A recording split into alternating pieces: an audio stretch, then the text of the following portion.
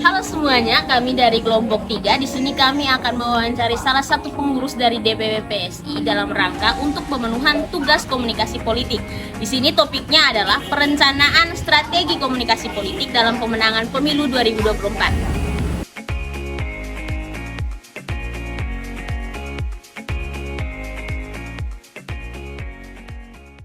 Sekarang ini saya bersama dengan Bapak Jun Mahasan sekaligus Sekretaris DPW PSI NTT. Di sini Bapak, kami mengangkat topik mengenai perencanaan strategi komunikasi politik dalam pemenangan pemilu 2024. Dan di sini untuk wawancaranya akan dilaksanakan oleh teman-teman saya. Jadi di sini sebentar lagi kan kita akan memasuki masa-masa pemilu nih. Nah, strategi apa sih yang PSI siapkan dalam menghadapi pemenangan kepala daerah Nusa Tenggara Timur atau apa? Oke, baik. Adek di Helmina. Kalau berbicara tentang persiapan, tentu dari sekarang kita sudah mempersiapkan. Apalagi sekarang kan masa-masa verifikasi partai. Verifikasi partai itu sebagai syarat untuk menjadi peserta pemilu. Nah, tentu sebagai partai pendatang baru yang usianya kemarin berusia 8 tahun, karena kemarin kami melaksanakan ulang partai yang ke-8, tentu hal-hal itu kami lakukan agar di tahun 2024 kita memperoleh kursi banyak untuk anggota DPR, dan kita ingin juga ada kader-kader kita partai politik yang menjabat sebagai kepala daerah, baik bupati, wakil bupati, gubernur, wakil gubernur. Nah, maka dari itu salah satu strateginya kami menjaring seluruh pengurus-pengurus itu sampai di tingkat RT RW. Nah, itu kita memperkuat dari struktur, karena struktur-struktur itulah yang menggerakkan roda partai politik agar kita bisa memenangkan baik itu pemilu legislatif maupun pemilu pilkada. Dari strategi-strategi yang telah Bapak paparkan tadi, mungkin Bapak bisa ceritakan kepada saya dan juga teman-teman yang lain, mengapa PSI memilih strategi tersebut untuk menyongsong pemilu yang akan datang pada tahun 2024? Ya, karena memang infrastruktur partai itu sangat penting. Ya, dalam memenangkan sebuah pertarungan pilkada, tidak hanya mengandalkan tim relawan atau tim keluarga, tetapi yang paling penting adalah struktur itu sebagai pelopor atau penggerak utama dalam memenangkan pilkada. Karena militansi dan ideologi itu dimiliki oleh kader-kader yang dimana mereka berada dalam struktur. Jadi itu adalah salah satu strategi awal kita lakukan, kita bisa memenangkan pilkada seperti itu. Saya termasuk pada pertanyaan yang ketiga, maka apakah segmentasi atau sasaran strategi-strategi yang telah dirancang atau dipersiapkan oleh PSI ini hanya difokuskan kepada pemilih pemula atau difokuskan kepada masyarakat umum juga? Ya, untuk PSI tentu kalian semua tahu bahwa PSI hadir sebagai pembeda dari partai yang lain. Kenapa membeda? Karena PSI mayoritas pengurusnya itu adalah anak muda yang usianya minimal 18 tahun, dan mayoritas pengurus itu usia 40 tahun, sehingga dikenal PSI adalah partai anak muda. Tapi segmentasi pemilih PSI itu bukan hanya anak muda, di semua masyarakat Indonesia itu adalah orang-orang yang memang nanti akan kita utamakan sebagai pemilih. Kenapa? Karena memang dengan moto kami hadir kerja untuk rakyat, sehingga ada beberapa hal yang kami lakukan sekarang dalam proses pemilihan atau pencarian caleg. Itu kami bukan hanya anak muda yang kami rekrut, tetapi orang-orang tua juga kami rekrut, karena kami tahu bahwa orang tua itu punya pemilih-pemilih yang loyal. Ya, kalau anak muda dari sisi sepak terjang atau pengalaman mungkin masih kurang, tapi orang tua sudah punya pengalaman, sehingga kalau kita melihat bahwa orang tua walaupun pendidikan tidak setinggi kita anak muda, tetapi orang-orang di kampung atau di desa itu lebih memilih orang tua karena mereka dianggap sebagai orang yang berpengalaman. Sehingga segmentasi PSI itu semua pemilih, baik dari kalangan muda, tua, itu semua menjadi target utama PSI. Kira-kira apa saja strategi-strategi yang lebih fokus untuk pemilih pemula, khususnya kaum muda? Saat kita tahu bersama bahwa kaum muda yang saat ini ada menjadi pemilih pemula itu akan lebih mudah untuk dipengaruhi. Ya, silakan. Seperti sudah dijelaskan oleh Bro Junaidi selaku sekretaris bahwa 2024 itu adalah hajatan proses pemilihan secara serentak, baik secara legislatif maupun DPD. Nah, itu sebelum ke proses itu, saat ini yang kami dihadapi adalah proses verifikasi sebagai peserta pemilu. Nah, salah satunya adalah PSI. Untuk ke 2024 itu kita harus memiliki namanya sah sebagai peserta pemilu, mendapat tiket pemilu. Nah, untuk 2024 supaya sudah jelaskan bahwa salah satu untuk memenangkan pertarungan di tahun 2024 adalah punya kursi. Nah, kursi ini adalah bagaimana soal rekrutmen caleg. Nah, caleg di sini yang kemudian akan menentukan bagaimana partai ini mempunyai keterwakilan di DPR. Nah, untuk poin itu, maka saat ini secara PSI NTT kita sudah lakukan rekrutmen caleg. Caleg ini artinya orang-orang yang benar-benar sudah punya KTP, dan baik yang masih muda maupun yang sudah orang dewasa untuk kemudian menjadi caleg PSI. Nah, KTP kita juga adalah bagaimana orang-orang yang akan menjadi caleg dari PSI. Yang pertama, tidak terlibat secara masalah hukum, terutama masalah korupsi maupun masalah KDRT. Nah, kalau ada dua poin ini, PSI sangat anti terhadap itu, pasti akan mencoret. Nah, poin berikut adalah untuk soal milenial atau basis dukungan anak muda yang kemudian akan menjadi segmentasi dari PSI, salah satu yang kita gerakan adalah lewat media-media sosial, lewat postingan karena anak muda ini kan lebih memahami, lebih senang kepada hal-hal yang sifatnya adalah dunia maya sesuai dengan kaum milenial itulah. Sehingga salah satunya kita menggunakan media-media online untuk kemudian mempromosikan hal yang berhubungan dengan kegiatan atau aktivitas PSI. Poin yang berikut adalah sering juga kita lakukan diskusi bersama teman-teman OKP kemahasiswaan maupun OKP kepemudaan untuk saling share hal-hal yang berkaitan dengan situasi politik saat ini maupun hal yang bersifat dengan hal yang bersifat sosial. Nah, itu yang kemudian menjadi sharing informasi dan juga masukan dari para milenial untuk kemudian bisa menjadi kekuatan atau dukungan untuk pergerakan kami ke depan. Nah, soal dokumen ini tentu kembali kepada aturan masing-masing. Nah, soal tugas kami adalah menginformasikan, mengkampanyekan apa-apa yang menjadi kegiatan atau rutinitas dari PSI. Nah, di sini seperti yang tadi telah Bapak jelaskan bahwa di sini segmentasi utama dari PSI itu selain dari anak muda juga masyarakat secara keseluruhan. Nah, maka dari itu tentu untuk bisa menarik perhatian juga mempengaruhi masyarakat khususnya anak muda, PSI ini harus membentuk citranya di masyarakat. Nah, maka dari itu di sini pertanyaannya apa saja sih media-media yang digunakan oleh PSI untuk membentuk citranya di masyarakat selain dari tadi menggunakan media-media sosial, karena sekarang anak muda yang sering menggunakan media sosial juga diskusi-diskusi dengan OKP. Ya, ada beberapa media di sisi lain dengan media sosial, tetapi kalau kita melihat kekinian yang lebih banyak disenangi oleh anak muda itu lebih pada media TikTok, itu sudah Facebook, Instagram. Kalau di kalangan elit itu Twitter. Nah, semua media-media itu kita lakukan agar apa yang dilakukan oleh PSI itu diketahui semua oleh masyarakat, khususnya kaum muda yang melek terhadap media sosial. Seperti itu. Tentu untuk kemudian kita dipilih atau dikenal, salah satunya adalah bagaimana kita memberi diri dalam konteks bagaimana mempopulerkan diri kita maupun secara organisasi PSI, sehingga kemudian orang kenal, dari dikenal maka kemudian disukai. Kalau sudah disukai itu akan menjadi nilai magnet, kemudian akan menjadi pilihan atau memilih. Nah, konteks itu ya seperti sudah disampaikan oleh Prof. bahwa dari sisi selama masa COVID kita melakukan kegiatan vaksinasi dengan beberapa dari sponsor kita lakukan vaksinasi yang kita sasar waktu itu adalah kalangan SMA dan juga tidak terlepas dari mahasiswa. Nah, itu adalah salah satu branding kita dari sisi konteks persoalan kesehatan waktu itu. Nah, yang berikut seperti yang tadi sampaikan bahwa dari sisi yang sering kita gunakan adalah media sosial.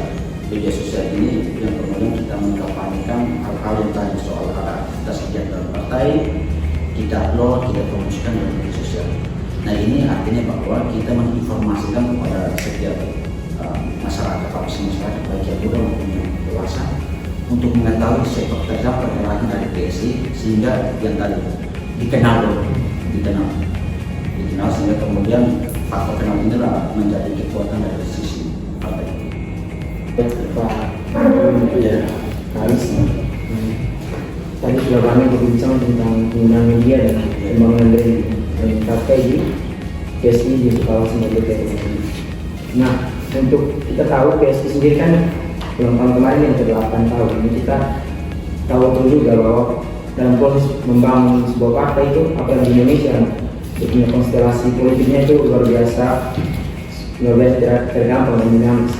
Tentunya 8 tahun itu bukan waktu yang sedikit, tapi pencapaian partai PSI sendiri menurut saya pribadi dari berita yang saya lihat sudah cukup baik. Terlebih ada survei dari Index Research yang mengatakan bahwa partai PSI juga tergolong ke dalam 8 besar partai terkuat untuk dalam skala nasional. Nah, itu berarti PSI punya gerakan-gerakan yang bisa kita katakan kuat dan hebat untuk bisa membangun partainya.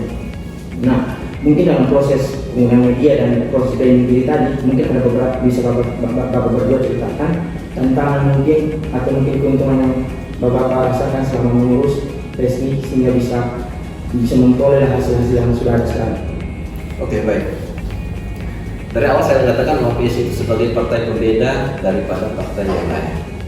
Tentu ada hal yang mungkin dari sisi lain tadi seperti media sosial yang membuat PSI itu semakin disenangi atau dicintai oleh masyarakat, yaitu tentang konsistensi partai terhadap DNA. Karena DNA PSI tentang anti korupsi dan anti intoleransi terus kita suarakan. Kenapa? Karena memang negara ini sudah aktif dengan namanya kasus korupsi. Hampir setiap bulan kita mendengar di berita, baik itu media sosial, media online, ataupun media-media elektronik yang lainnya, itu selalu disuguhkan dengan berita penangkapan para koruptor. Nah, tentu partai sebagai wadah, sebagai organisasi yang merekrut para pemimpin bangsa ini harus terus mengedukasi dan menjadi konsistensi agar para calon-calon pemimpin itu untuk menahan diri atau tidak melakukan praktek-praktek korupsi. Karena praktek inilah yang membuat negara kita atau bangsa kita ini tidak maju. Itu yang pertama. Yang kedua, DNA kita adalah anti intoleransi. Kita tahu bahwa Indonesia sebagai negara yang majemuk dengan berbagai macam suku dan agama, tentu ini adalah kekayaan bagi bangsa kita. Nah, sehingga sebagai anak bangsa harus konsistensi untuk menjaga ini. Jangan sampai karena isu ras, agama dan lain sebagainya yang membuat kita terpecah belah.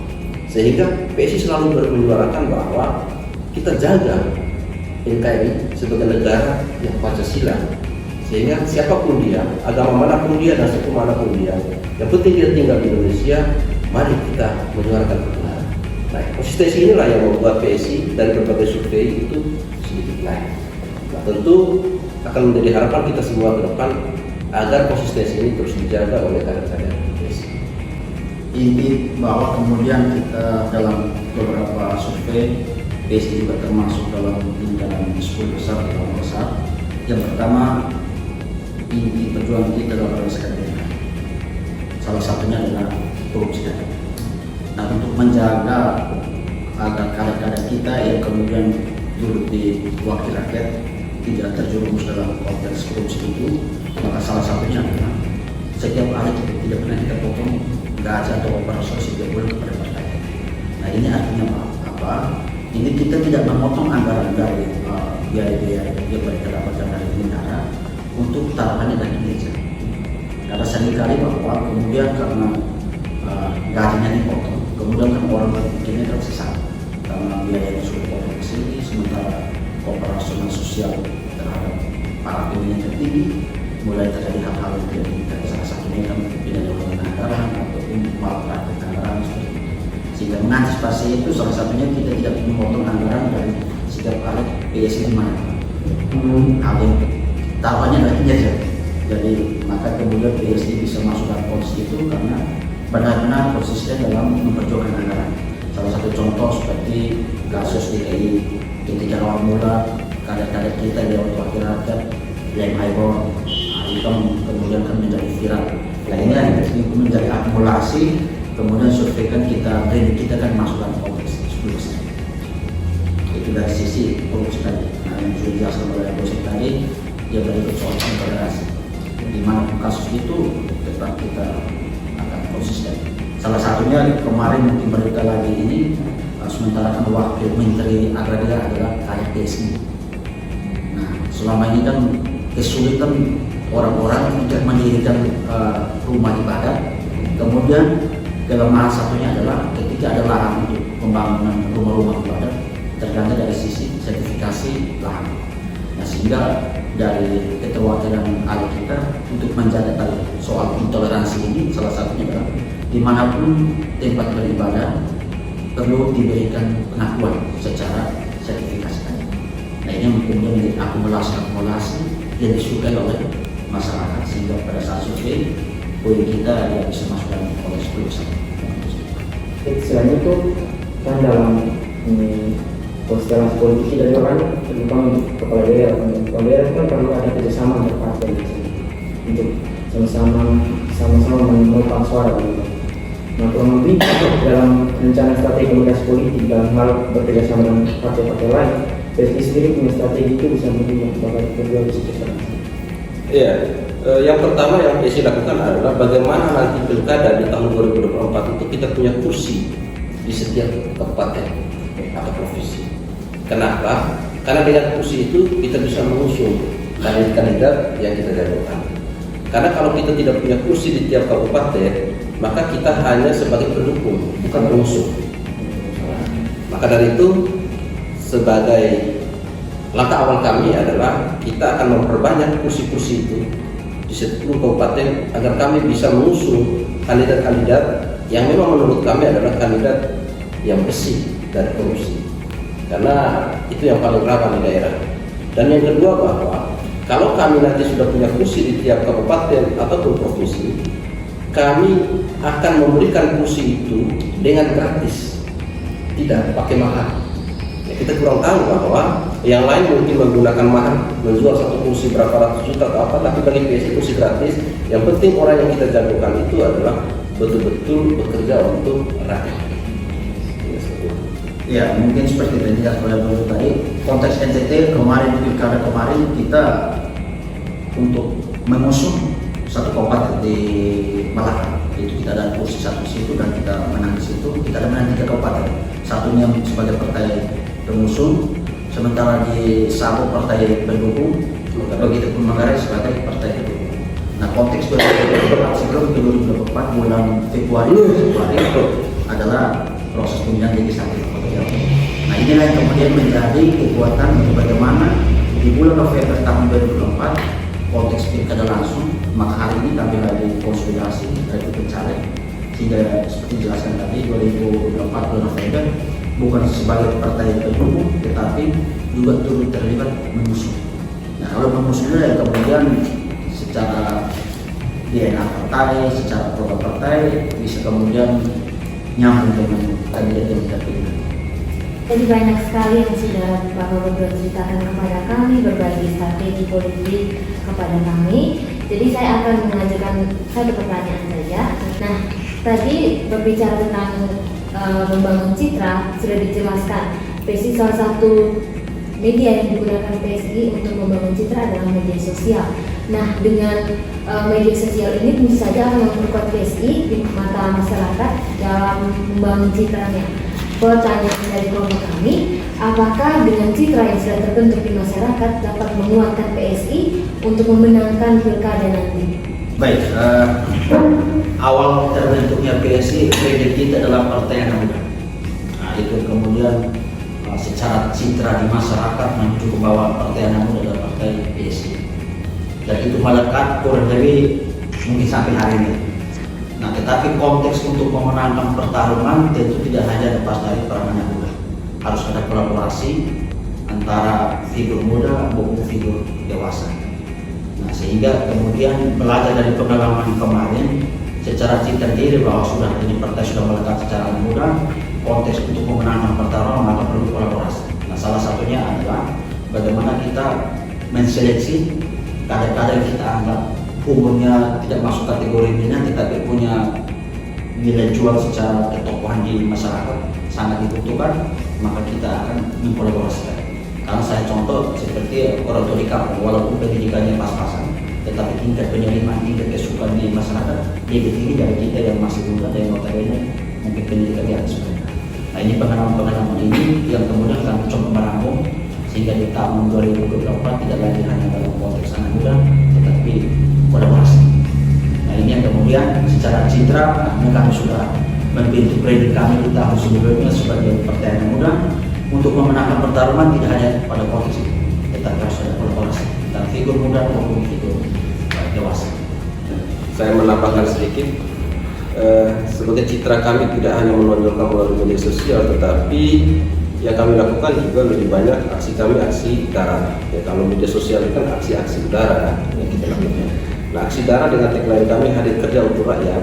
Hampir setiap hari kita kader-kader PSI selalu bersama rakyat. Apapun persoalan-persoalan rakyat yang ada di bawah, kami selalu melibatkan diri.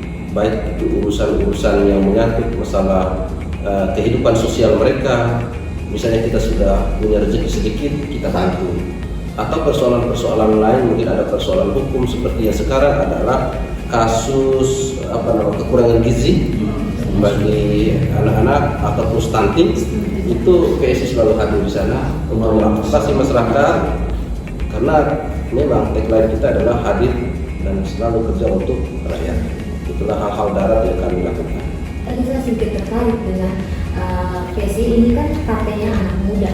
Nah, untuk caranya tersendiri, misalkan kami mau mendaftarkan diri ke PSI dengan beberapa syarat. Setelah kami terima, apakah kami mendapatkan sosialisasi untuk ada orang yang menjelaskan kepada kami, oh PSI seperti ini, bagaimana caranya kita bekerja dalam partai ini? Mungkin apakah ada sosialisasi itu tersendiri untuk calon-calon anggota dari partai PSI, khususnya untuk anak muda? Iya, soal intinya bahwa untuk menjadi anggota partai itu yang pertama sudah berKTP atau belum berKTP tapi sudah menikah, bisa juga berKTP. Poin yang baru pun ketika sudah menjadi anggota, soal informasi secara internal PSI di website kita itu sudah tergambar semua, baik dari sisi struktural, trilogi perjuangan, DNA, maupun menerjemahkan dari sisi trilogi perjuangan dalam konteks yang lebih terperinci, semua di situ. Walaupun belum masuk, bisa juga tanpa dijelaskan, bisa juga membaca lewat website itu, itu bisa dipelajari. Nah, soal konteks keterlibatan ini, rata-rata akhir-akhir ini orang terlibat biasanya bukan lagi untuk berorganisasi atau berpartai. Dia lebih pada konteks ketika momentum proses pencalekan dia mau bergabung untuk menjadi caleg. Nah, itu rata-rata hari-hari ini seperti itu. Nah, itu kemudian juga menjadi kesulitan tersendiri bagi partai.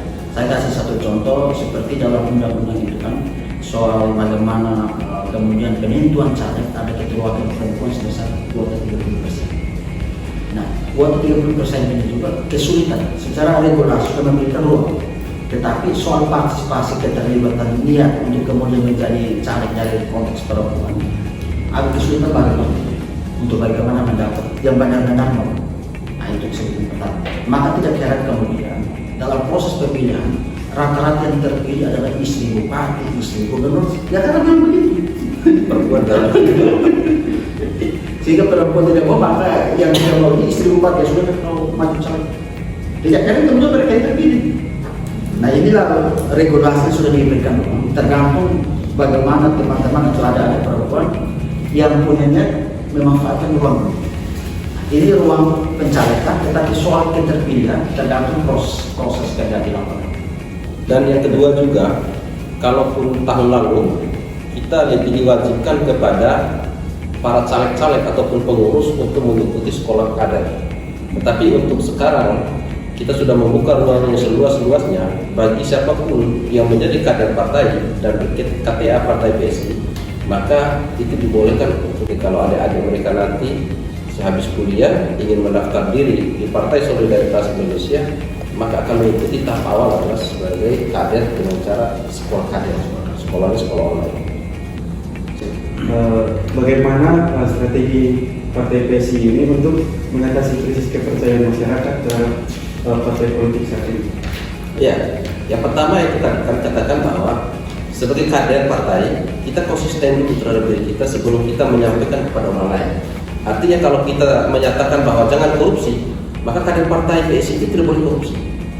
Itu yang pertama. Yang kedua, kalau seandainya kita selalu menyampaikan di masyarakat ataupun di publik bahwa anti intoleransi, kita terus menegakkan toleransi, tetapi kader PSI melakukan intoleransi, nah ini yang tidak benar. Sehingga apa?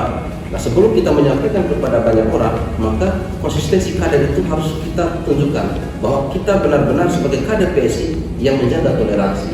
Nah, ini yang menjadi tugas berat bagi kader PSI. Tentu yang kedua adalah terus kita melakukan edukasi kepada kader, terutama kader PSI.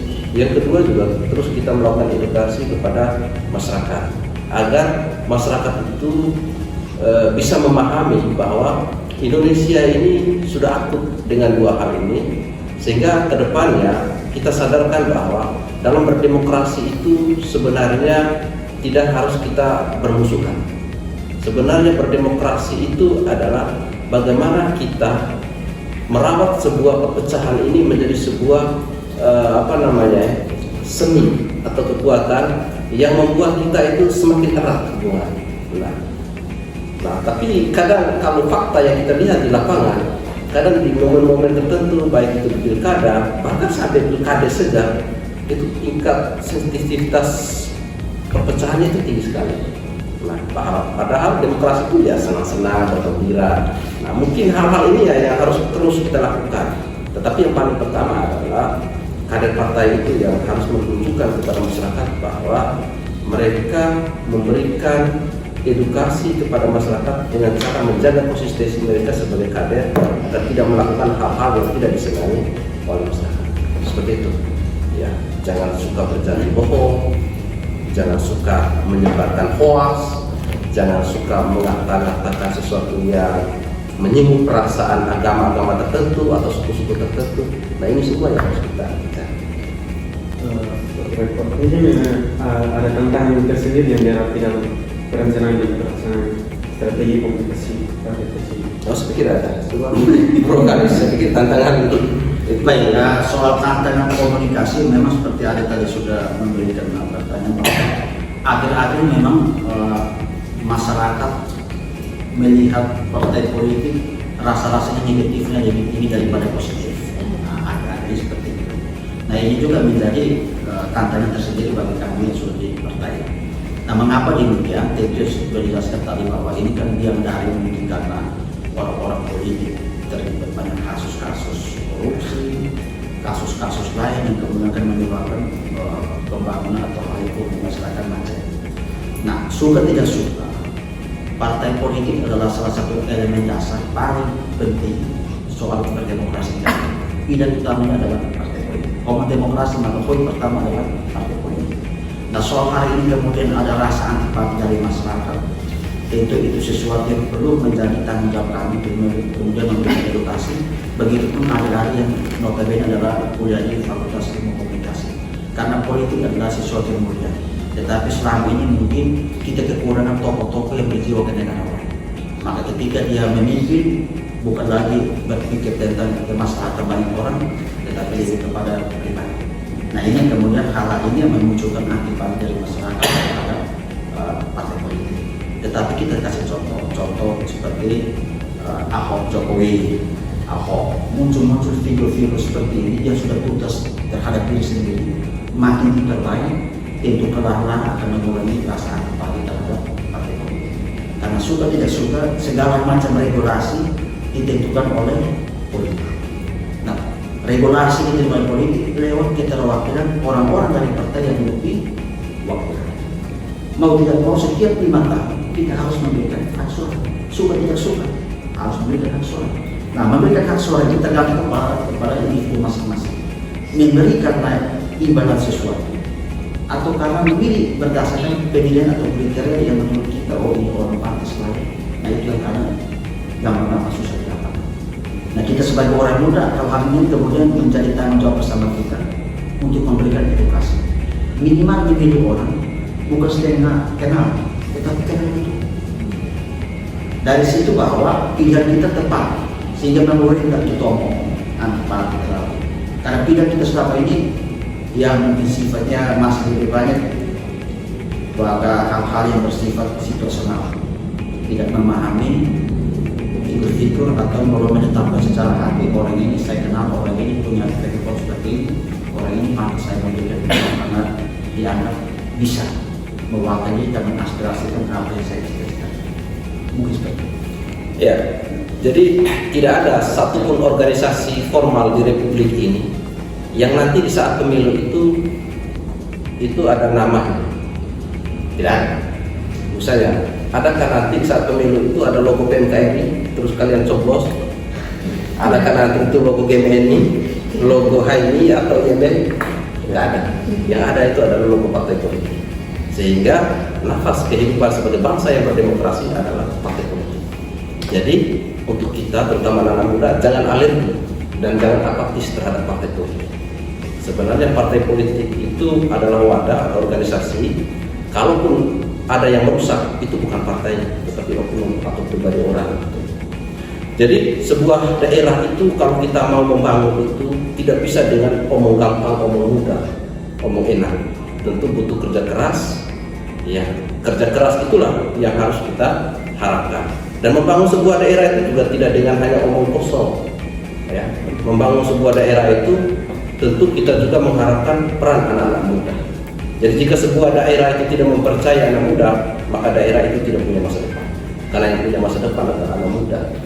Maka dari itu untuk kaum muda, kalaupun orang tua mengatakan bahwa anak muda tidak punya pengalaman, maka kita harus meyakinkan kepada mereka bahwa anak muda punya solusi untuk itu. Terima kasih.